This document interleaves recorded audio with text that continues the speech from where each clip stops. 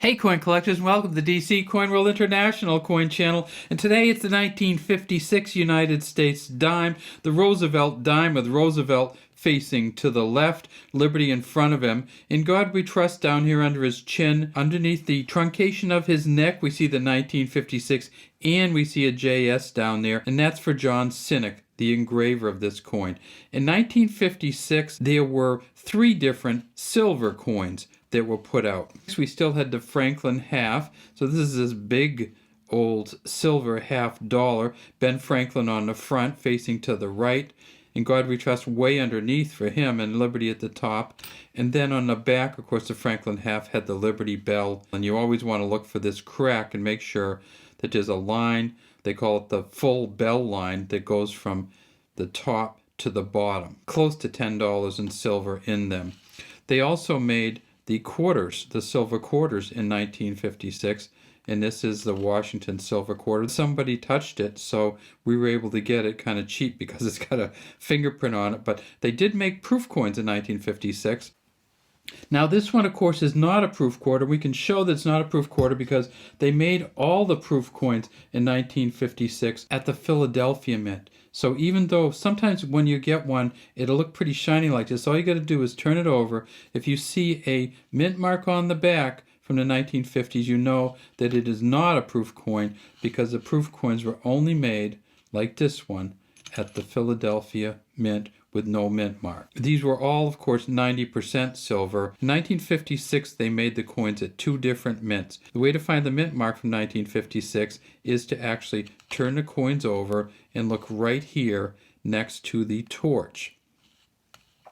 So let's take a look. Okay, so this one does not have a mark next to the torch, and that means it's a Philadelphia coin. This one does have a D next to the torch, and that means it's a Denver Mint coin. In 1956, they didn't make coins at the San Francisco Mint. The last San Francisco Mint dime for general circulation in the 50s was in 1955, and here it is right here, 1955, and there's the S. But no San Francisco Mint coins were made in 1956.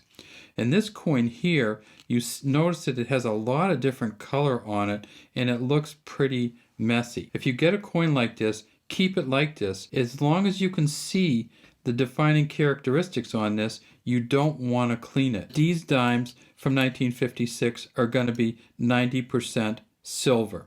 And so you can see that there's no copper coming through. The same as the quarters, the same as the $half. So the 1956 dimes are going to be worth, just in silver value alone, almost $2. It may be much more valuable in this condition than it is in a clean condition. And I'm going to show you the best coin from Philadelphia from 1956. Let's take a look at that on the PCGS website. And this is the coin that's worth over $8,000. So this is the actual 1956 MS68 full bands Philadelphia from the PCGS website. You can see the site address up here, and if we look in, you'll see that it says full bands here, 1956, 10 cents, regular strike, and this is the Philly. You could tell it's a Philly because it doesn't have any mark there. When you look at these coins, don't look at the kind of coating or color on them. Look at the detail on them. Look at the detail in these eyes. Look at the detail in the hair, how the hairlines go across, and then especially look at the bands going across here, the bands going across here, and magnify them up so you can see if there's actually a line that goes through there and a line that goes through there, and that has a little bit of a scratch. And so what these will take it from a MS70 down to an MS68. Grading is based upon the quality of all the coins of that year, and so this one is the best one you could possibly get. Okay, so when you do get these coins, don't clean them.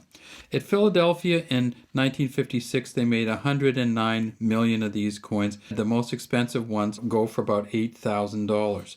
At the Denver Mint, they made 108 million.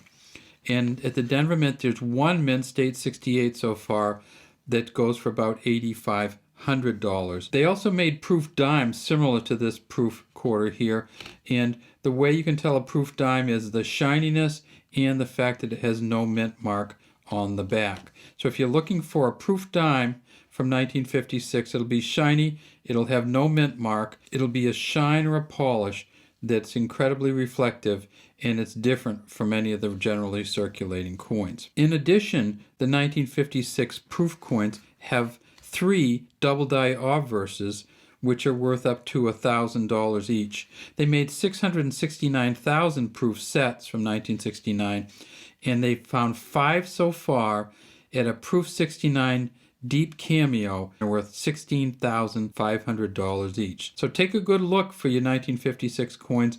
When you get them, look on the back here and look at the bands and see if you have some good bands on these. And remember, don't clean them because it doesn't increase the value of the coins. All right, that's all we have today from DC Coin World International Coin Channel. We'd love to have you subscribe to the channel and leave any comments you have in the comments section.